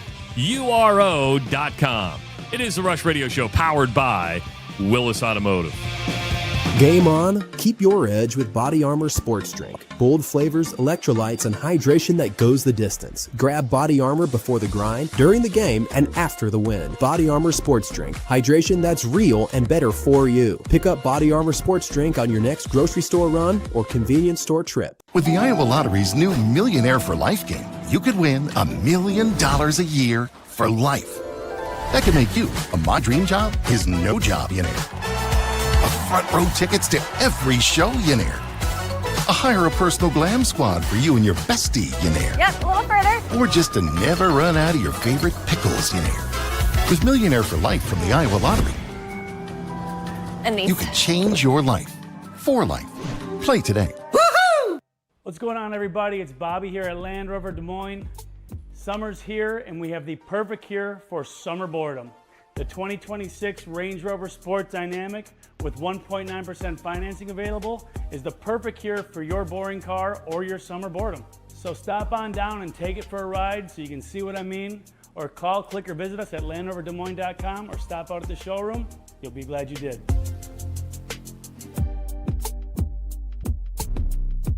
So I think what's unique about Urology Center of Iowa is that we are a truly independent, single specialty clinic. We have a mantra that the patient comes first, the group comes second, and we as individual surgeons come last. When I meet with a patient for the first time, I want them to feel heard. I never want them to feel like I'm in a rush. Just watching the change that you can make in a patient's life, it's everything. Schedule an appointment at iowauro.com. Fresh, wild walleyes. This summer, point your compass north to Ballard's Resort on Lake of the Woods. Ballard's Lake of the Woods long-standing family resort offers a pole-in-hand guided fishing experience along with all-inclusive packages that include lodging and meals.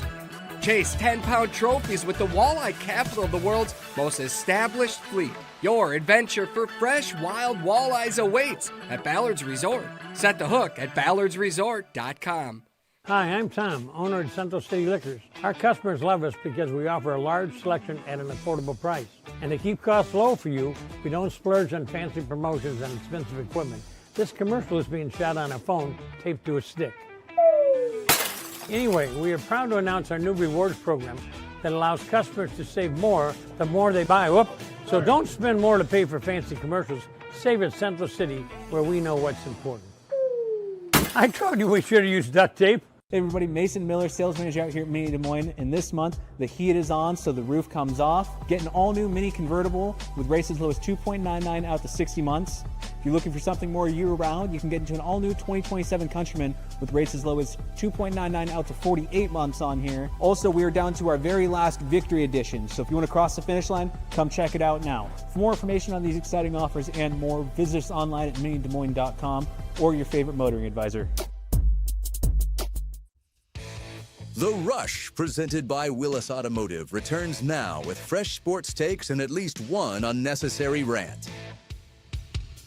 The Disc Golf Pro Tour, presented by Powerball, is touring the country for several events in 2026, and one of them is coming to Iowa. The Iowa Lottery VIP Club members will have a chance to enter this prize zone promotion with winning or non-winning Powerball tickets for an opportunity to win tickets to Disc Mania Challenge happening August 7th through the 9th at Pickard Park in Indianola, and 5 winners of this promotion will win 2 VIP Club passes. So check it out. Enter those winning and non-winning Powerball tickets into your Iowa Lottery VIP Club account. Go watch some disc golf at ialottery.com/VIP.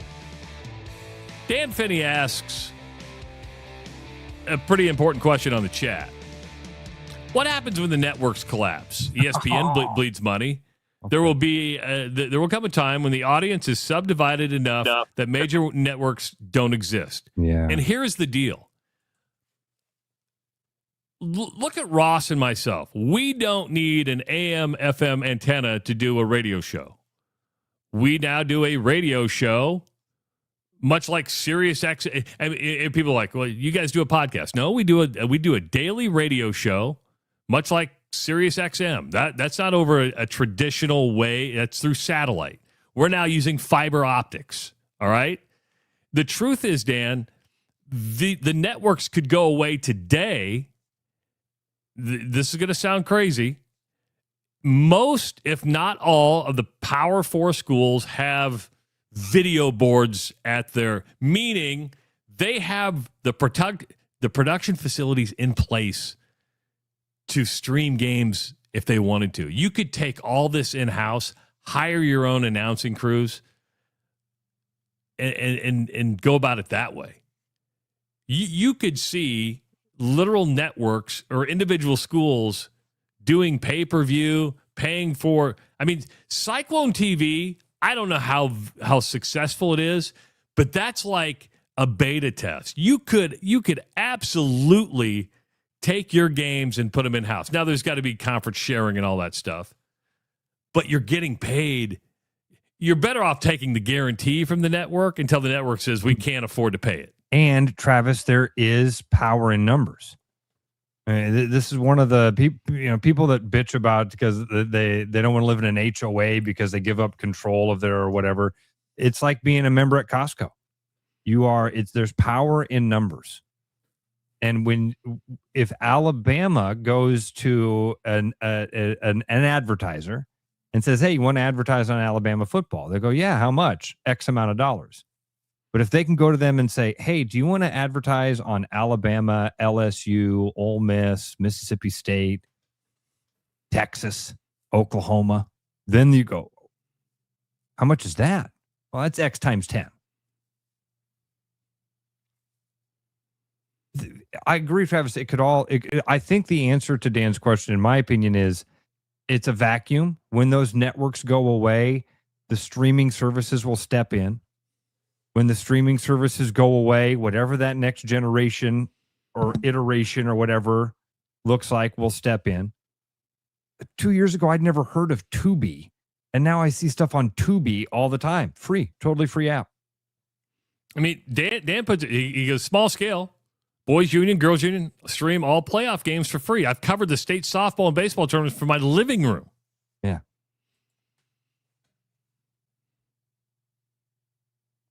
Do I think networks go away? It's going to be some time because you take the guaranteed money. Like you're going to guarantee us money. It's kind of like Learfield now with these universities. We're going to guarantee you some money. We're going to go sell it. Do you know what it's like? Somebody asked me the other day. They were asking about how this all got started. I'm like, oh, I got fired. And then Travis quit. I'm like, has it been a success? I'm like, it's been great. Been better than we ever thought it would be. Been amazing. And somebody said, how come Travis didn't leave earlier? How come you guys didn't just do this earlier? Because we had a guarantee. There was safety. There's safety in that thing of, I mean, I don't have to go out here and I'm not just on my own. I've got this group of people and team of people. And again, same thing as the conferences. You think, I got this team. I got this team of people and we're all on the same team. And then one day you get a phone call and they go, hey, by the way, you haven't been on the team for a while. Team's been making decisions. You ain't in the lineup. Yeah. When you get a guaranteed paycheck and you don't, it's that's safety. All of these institutions are thinking that same thing. Could we break off and own this and do our own thing? Yeah. Isn't there safety? And aren't we guaranteed this thing? Yes. And it's false safety because you're sitting there thinking, I've got all these other institutions that are looking out for my best interest as well. No, they ain't. No, they ain't. Now, to be fair, even before Ross got fired, I'd put a presentation. You watched the presentation. I had a presentation of what this could look like 6-7 months before you were let go. Then when you were let go, we're like, we need to spring this into action. I just didn't quit right away because I wanted the guarantee, but we were working from the day you got fired up until January 27th, 2025 to get this on the air. And from a technical standpoint, it's not as easy because we do the app and the online radio streaming. We could have easily just done StreamYard and bet on YouTube, and that'd be it. But we have a number of different avenues that make it easy. So once we got our ducks in a row, got a partner in Choice Creative, because Ross and I both work full time. You know, I mean, it's not. It'd be great if this is our full time job, but we just can't do that. Very, very, very, very, very few people can. Yeah. And Ryan Clark's one less today. Yeah. Now, he could go start his own thing. Probably. Shannon Sharp is still making a lot of money doing his own thing. Dude, I actually like Club Shay Shay. He had Bobby Lee and Andrew Santino on the other day. I like Club Shay Shay. I mean, Ryan Clark today is probably going to go, I'm going to go do my own thing. I can be an independent. It's great. Now, you probably won't get the $2 million payday you were getting from ESPN. But you'll make it work. You'll make it work. You'll find a way to make it work. Oh, and Shipley's listening. He says he does the Pivot podcast. I'm not a big podcast listener, so I don't know. I got stuff I got to do during the day. I don't have a lot of time suck time. I'm too busy for podcasts. I'm too busy for that. Too busy. Michigan's going to be looking for a new athletic director. Ward Manuel announced yesterday that he's going to be stepping down at the end of the year. This was a graceful, they made this as graceful as they could for a former Michigan football player who played for Bo Schembechler, who they did the investigation into culture. And I do believe it when they say there was no smoking gun major problem. It was just a lot of little paper cuts that added up to a lot of problems. Does that make sense? Like there wasn't anything so egregious that you had to be fired for, but the totality of it was, hey, you ignored some stuff. But what happens when you win, Ross? What happens when you're on top of the world? It's the mud on the drywall, baby. It covers all those mistakes. It does. And it happens. And it's just not a sports analogy. You'll find corporations that like, oh, we know this is wrong, but we're making a boatload of money right now. It won't happen again. We'll just turn our eye to it. And when you do that, it creates culture problems, creates other problems, and people get away with stuff. I understand it. So instead of firing him, which probably was on the table because there were reports last week they were going to fire him. The $12 million investigation into culture comes back, and they're like, there's 1,000 paper cuts here, just not one. They go, okay, Ward, we understand that you did a good job. There's nothing so egregious it's a fireable offense, but it's the totality of everything. We're not going to fire you, but we're going to buy you out, and you get to announce that you're going to step down on your terms, and you'll step away at the end of the year. It's fired without getting fired, right? Yeah. That's the way I look at it. Yeah. Man, the some of those paper cuts are bigger than others. True. I agree. Sharon Moore being one of them. Sharon Moore's a big one. Sharon Moore may be the biggest one. The biggest one, right? The stealing sign scandal, just because you had guys deleting information off their freaking computers. Yep. Where does losing the basketball coach in the wake of a national championship fall? Paper cut? Not even that. I think you can make the argument because you're going to see a lot more ADs dropping out. You're going to see, we saw a number of coaches. I think Dusty May goes, I didn't get to enjoy my national championship because I had to be on the phone replacing every single one of these players and building a new roster, and it just never ends. That's what I was looking for from Nick Nurse yesterday. He never gave it to us in that terms, and like he said, he doesn't play in the college world. But I'm like, you're a coach year-round for the 76ers, but it's not like you're having to beg 18. You're not begging LeBron James to come play for you. You and your general manager say, here's our offer. Laid it out, and now you wait. Yeah. I see what you're saying there, Travis. He did seem like he was enjoying life, has a little bit more downtime, and that's the wrong way to put it. It's not like he's got downtime. Yeah. But he's always thinking about coaching. Enjoying it a little bit more, man. When you talk to college coaches, it is rare to get them when they're not hair on fire. It's rare to talk to them when they're not like, what's going on? Everything. Everything. The ground is changing underneath my feet. I mean, can you imagine Jimmy Rogers' life since he took the Iowa State job? I can't imagine. I mean, you had to build a new team. You got to start thinking. I mean, him and Kirk Ferentz are in two different places. I mean, Kirk Ferentz doesn't seem like a guy with his hair on fire, but he's also secure in who he is. Point. But it's very consistent. That's a good point. He's not hair on fire, but we've had one conversation with Kirk Ferentz that felt different than the others. I bet you know which one I'm talking about. I remember the one we had was it last summer? Yeah. With him when he was in his office and he had just come from working out. And it was it felt to me like it felt a lot more like Nick Nurse yesterday. Yeah. We were having a conversation with Kirk Ferentz, not Coach Ferentz. He was light. He was kind of, I don't remember what exactly we even talked about. I just remember he shared stuff with us that normally Kirk Ferentz would not have shared with us. He just seemed like he was in a more jovial, guard down mood than every other time I've ever talked to him, where he was CEO Coach Ferentz. I remember last summer we got done with that talk and we both were like, that felt different. He really felt like he had his guard down there with us. And it was just summertime and it's one of those things where it's the elder statesman. You reach a certain age where you know who you are. You've kind of gone through the storm. Go, okay, we can be successful. We can still win football games. I don't have to run around here with my like a chicken with its head cut off. And if we can stay at this level, that's good. Not saying that they don't want to win a national title or a Big Ten title, but he's, I don't think, going to sell himself short or do something unethical to get there. doesn't seem like it. And the people that seem to know him rave about that. The Michigan thing is weird. And I saw somebody in the chat mention this earlier before we even got to it. We were having the conversation about the business of college sports.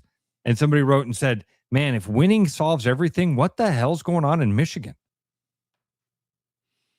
Winning doesn't solve everything. It does solve a lot. It makes it a lot easier to tolerate those things that Travis was talking about. Yeah, that's what, not saying they don't compound to where they become so evident to like, hey, we can't ignore it anymore. If Sharon Moore did not happen, Ward Manuel would still be. They'll forgive Jim Harbaugh. They won a national title. Connor Stallions. You kind of go. Every coach would tell you they tried to steal signs. Well, yeah, and that's an easy one to go. Rogue employee. Yes. One guy. Here you had a coach that lost his shit, was sleeping with his secretary. You reportedly knew about it and turned a blind eye to it. That when the stuff starts stacking up on top of one another, that's when it becomes, we can't ignore it anymore. And then he commits a felony by, I would call it attempted murder. Now, I believe the felony was dropped. At conviction, right. But the original charge was the story is horrific. Yeah. Horrific. So interesting. Lots of changes over there at the for those Michigan men. And Michigan will be just fine because it's got money and it's got a donor. I mean, it's still a great job. You're going to have people. I can simplify it. Michigan's going to be just fine because they've got that maize and blue M. Good way to put it. Put that logo up there and watch the money come in. Hey, I don't know if you've been following the baseball world. Boston has won 14 in a row. 14 in a row. They're 19-2 since June 25th. There was at one point, early June, we're thinking, you're mathematically out. I mean, yeah, Travis, I feel like the last time we talked about them, they were like 12 games out or 14 games out or something like that. Where are they right now? Because I haven't even... They're 6 games back. So you've got the Yankees a game and a half back to the Rays, and then Boston, I believe, is 6 games back. 14 straight. If they win tonight, it would tie a Red Sox team record for most wins in a row going back to like 1946, I think it is. But Ross, in the win streak, they've gone from 3.94 runs per game to 5.33. Their team ERA went from 3.82 or 3.82 to 2.59. Wow. And they've come from behind to win in the win streak 9 times. Oh, that's like a 3-run difference on just ERA and runs produced. Yeah. And then coming back and having that confidence like we've always talked about. Listen, good on them. And as a Yankees fan, glad it's happening in July. Better it happen in July than September. Yankees got a win last night against Pittsburgh. Yeah, it was interesting, wasn't it? And bench is clear and no punches. Can somebody throw a punch? I think that Pirates pitcher was trying to. So do I. I think last night was one of the closest we've seen to like punches actually being thrown. I mean, you don't see a guy have to be held back for like a solid 45 seconds, something like that. Usually it's peacocking for a few minutes. Guys run in there and everybody's like, oh, okay, grabbing on it, and the fat guy run from the bullpen happens. Again, I like that idea of what should happen is the bullpen should just instantly square up, like center field. Give the folks in the outfield a little show as well, you know? The people behind home plate, they're already getting the best view, and then you're going to give them the fight as well. Give the folks in the outfield a little love. Throw some blows out there, boys. I think we should start making this a new thing in baseball. Bullpens fight each other. You're going to think I'm crazy. And this is a simpleton in my brain. It looked weird having the Pirates and Yankees fight.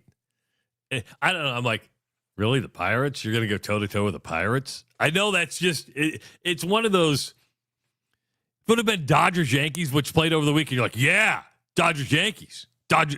Yankees-Mets. Yankees-Red Sox. Pirates? Just because the Pirates and Yankees aren't supposed to hate each other, you're saying? No, it's just, I don't know what, it's the power of the brand, right? I look at the Pirates as, I grew up a Pirates fan. Oh, I see what you're saying here. It's like they aren't on the Yankees level. Yes. So, oh, wow. Dude, Pirates aren't bad. I get that, but it's just, it's like the Pirates. Wow. No, I never would have come up with that. I thought you meant because there's like no history or, and I was like, I mean, you got to go back. Maybe that's part of it too, right? I mean, there's no history there. Yeah, not in our lifetimes. No. So you got to go back before, to again, post World War II time. Pirates right now, dude, I didn't realize the Brewers had the stranglehold they have on the Central. I knew that the Dodgers, no surprise, Dodgers have everybody in the West back multiple digits. Diamondbacks are in second place, 11 and a half games back. The Rockies are 23 and a half games behind the Dodgers. But in the Central, man, the Brewers have a 7-game lead on the Cubs, and then they're 11 and a half up on both the Cardinals and Pirates. Reds are the only team in the division below 500.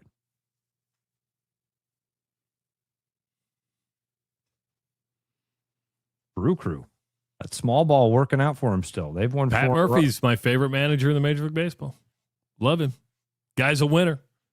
Guy's an absolute winner. And he has a great personality. Some other local news. The Iowa UNI football game sold out. Panthers, Hawkeyes sold out now. So now you have the Iowa State and the UNI game sold out. Here's what you have left for general public tickets. For the season opener against Northern Illinois, 1,700 tickets remain. 200 tickets remain for the Ohio State game. I can't believe that should be sold out by the end of today. Go get your one of 200. Wisconsin, 2,000 tickets remain for that. Does that surprise you? Wisconsin brand's not what it used to be, man. You could be watching Luke Fickell for the last time at Kinnick Stadium. We thought that last year. No, I'm kidding. Not that kidding. 4,700 remain for the Purdue game and 2,200 for the Nebraska game. I think the 2,200 for the Nebraska game surprises me. But it's so late in the year, it's like, do I want to go sit in the cold on Black Friday? Yeah, give those time. I think most of those will sell out, if not all of them. I think they'll all sell out. But if you want Purdue tickets, that's probably your best buy right now.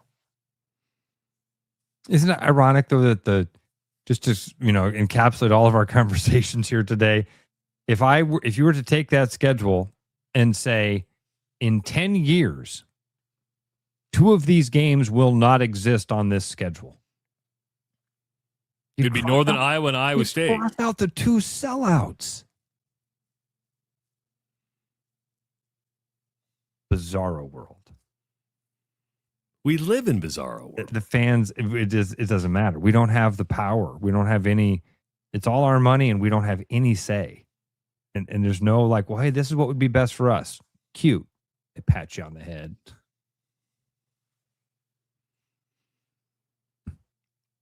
I don't know what the answer is. I don't either, man.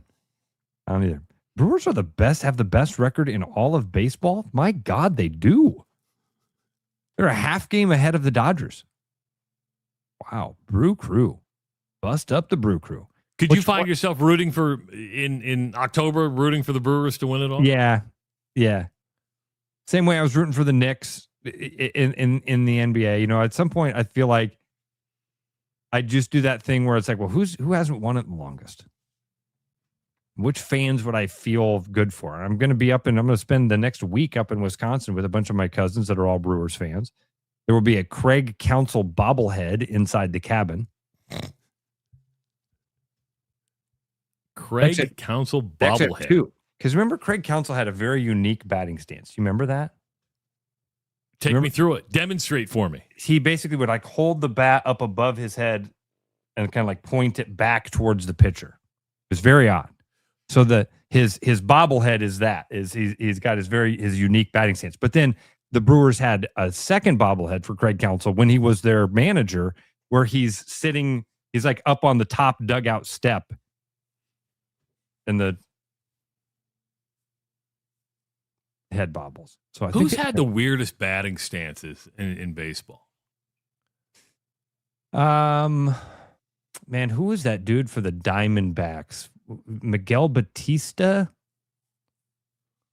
Did UL Washington or Hal McRae have a weird one? Gary Sheffield. I don't remember either one of those. Gary Sheffield would he would swing, like knob the bat, the head, sway the head of the bat back and forth. Yeah. Julio Franco had a very unique batting stance. His was the same way. Was he clear back? Yeah. Yeah. Now everybody looks the same because there's so much instructional stuff that takes place at like 4th grade. Dude, I've got a guy in my head wearing a Diamondbacks jersey who it was almost like lazy. He was way, way open. He almost stood with his shoulders square to the pitcher and then would turn and hit. Jeff Bagwell had a very unique stance. Remember him? He'd go real wide-legged and bent knees. I don't know how that guy ever generated the power he generated. Cal Ripken would change his batting stance almost every year. Did you know that? I did not know that. He would do all sorts of different stuff. I don't remember Kevin Youkilis. I remember he had a strange stance, but I don't remember what it was. Nomar, I can remember for the stupid glove and arm Velcro thing, whatever he did. Uh-oh. Deb says I'm killing her. What did I do? Sorry, Deb. Sorry, Deb. Deb, I got a solution for you. Just get in your car, drive to Central City Liquors, and she's already there. Yeah, you're already there. Numb the pain. Numb the pain. I was at Central City Liquors yesterday. Really? Yeah. Grabbed some stuff for my trek up to the Great North Woods here that I'm going to be making. Got a bottle of vodka to make some vodka lemonades, and got a bottle of pre-mix old fashioned that Todd said he's heard some rave reviews about. So that way I don't have to make my own. I can just pour it into a glass. Enjoy. That's the way to do it. All right. Will you be on the road in 10 minutes, 15 minutes, Give me 20 a half minutes? hour. Give me a half hour. Half hour, you'll be on your way. First stop, I Dyersville. got to pack all this stuff up. And for the most part, the car's loaded. I've been doing that all morning. Got the kids up and running. We'll see, man. We'll see. Well, travel safe. I will. We'll speak to you tomorrow from the Wisconsin Dells. Perfect. Ross and I will be back 6 a.m. tomorrow. Thanks to everybody who listened today. We appreciate you giving us 2 hours in the morning. And go ahead and support all our advertisers. That'd be very, very, very nice of you. It is the Rush Radio Show powered by Willis Automotive. Start spreading the news, cause it's time to buy booze, and there's only one place to be. You can see all your friends, the good times never end unless you're just loitering. It's Central City. We can make your dreams come true. No guarantee your dreams will come true. Central City. All this booze is waiting for you. Look at all this booze. The World Cup is heating up, and so are we at Willis Nissan. This July, you can score big with 0% on the rugged Frontier, the practical and fuel-efficient Murano, the full-size Pathfinder, and the compact and modern Rogue. And with up to $5,000 in available customer cash on these models, the savings are even better. So stop into our showroom or head online to willisnissan.com today.